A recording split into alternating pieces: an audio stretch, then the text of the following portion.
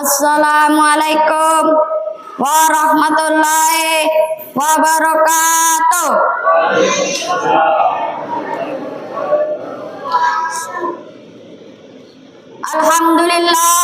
Alhamdulillahilladzi 'allama bil qalam 'allamal insana ma lam ya'lam. Assalatu wassalamu ala khairil anam wa ala alihi washabihi ulil kiram. Amma ba'du. Hadirin wal hadirat yang berbahagia, tiada kata yang pantas diucapkan untuk mengagumi dan mensyukuri nikmat Allah Subhanahu wa taala selain kalimat alhamdulillahi rabbil alamin. Dialah Allah yang Maha Ghafur, yang nikmatnya tidak bisa diukur oleh tukang cukur, Pak Gubernur, Pak Direktur, Pak Insinyur, penjual bubur, penjual sayur, penjual telur, ibu dapur, dekat sumur, bahkan jalan penghuni kubur. Maka janganlah kita kubur. Dialah Allah yang telah menciptakan manusia sebagai makhluk yang istimewa, sebagaimana firman-Nya di dalam Al-Qur'an, Bismillahirrahmanirrahim. Laqad khalaqnal insana fi ahsani taqwim. Sungguh kami telah menciptakan manusia dalam sebaik-baik ciptaan. Salawat bertangkaian salam kepada seorang pejuang yang tak bergaji, kepada seorang pahlawan yang tak berdasi, kepada seorang perangkul yang tidak pernah memukul, kepada seorang pengajar yang tidak pernah menginjak, bertitel Habibullah, berpangkat Rasulullah, wahati Aminah, putranya Abdullah, Nabiullah Muhammad sallallahu alaihi wasallam. Allahumma salli ala sayyidina Muhammad. Hadirin wal hadirat yang berbahagia, hanya saja keistimewaan manusia tidak diukur dari bentuk dan postur tubuhnya, seperti gagah, wajahnya yang cantik dan tampan, atau senyumnya yang manis. Namun lebih daripada itu, keistimewaan manusia diukur dari sejauh mana ia menggunakan dan memfungsikan segala nikmat yang telah diberikan oleh Allah Subhanahu wa taala kepadanya. Inilah makna dari firman Allah Subhanahu wa taala, lahum qulubun la yafqahuna biha. Mereka memiliki hati, namun hatinya tidak dipergunakan untuk memahami apa yang ada. Lahum a'yunun la yubsiruna biha. Mereka memiliki mata, namun matanya tidak dipergunakan untuk melihat. Walakum azanun la yasmauna biha. Dan mereka memiliki telinga, namun telinganya tidak dipergunakan untuk mendengar. Ulaikal an'ami balhum adalun. Mereka itu sama dengan binatang, bahkan jauh lebih sesat dari binatang. Sebab kenapa?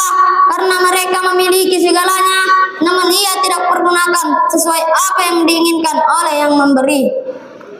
Oleh karena itu, pada kesempatan kali ini saya akan menyampaikan sebuah dakwah Islamiyah yang terkait dengan pentingnya menuntut ilmu.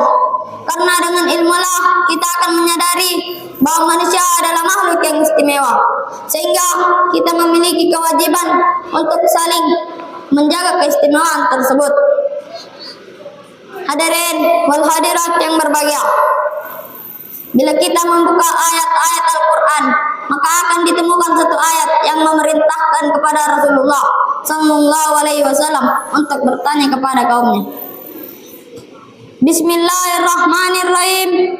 Qul hal yastawil ladzina ya'lamuna wal ladzina la ya'lamun. Katakanlah ya Muhammad, apakah sama orang yang berpengetahuan dengan orang yang tidak mengetahui? Pertanyaan seperti ini di dalam ilmu tafsir dikenal dengan istilah al-istifhamul inkariyu. Artinya pertanyaan yang tidak membutuhkan jawaban. Sebab kenapa? Karena sudah sangat jelas bahwa orang yang memiliki pengetahuan jauh lebih mulia dibandingkan dengan orang yang tidak berpengetahuan.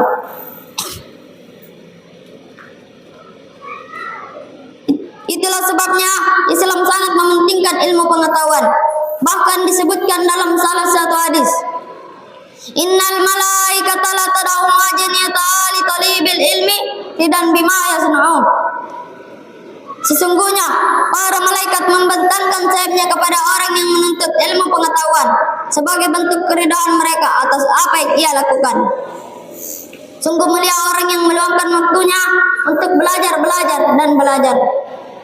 Hanya saja perlu dipahami bahwa ilmu bukan sekadar dipelajari, namun ia membutuhkan realisasi atau pembuktian yang nyata lewat tingkah laku dan pengamalan kita.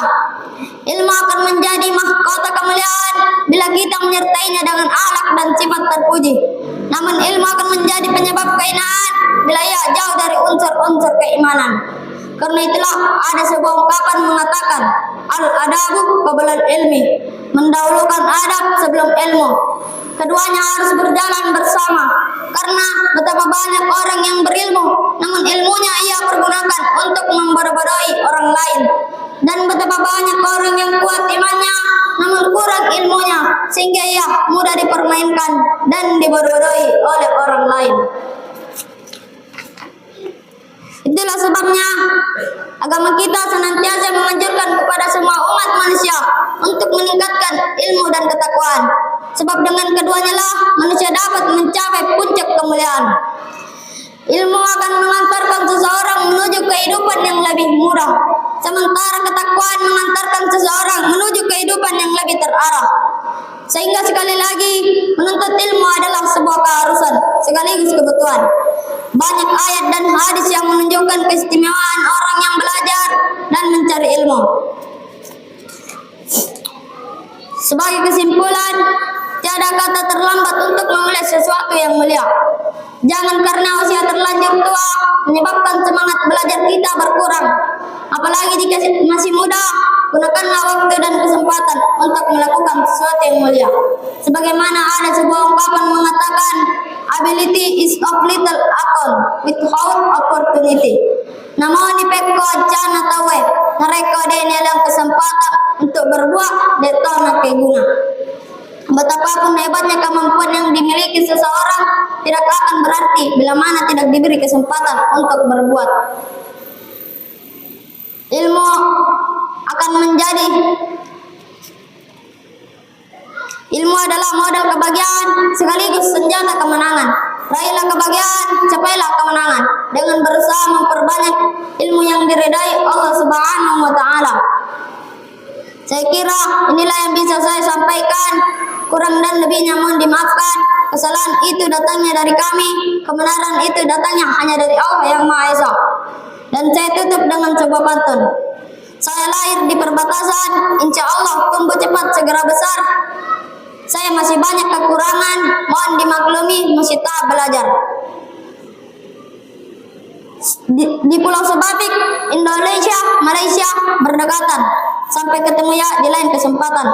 Akhirul kalam, wallahu musta'an, wa alaihi tuklan, wabillahi taufik, wa da'wat wal irsyad. Wassalamualaikum warahmatullahi wabarakatuh.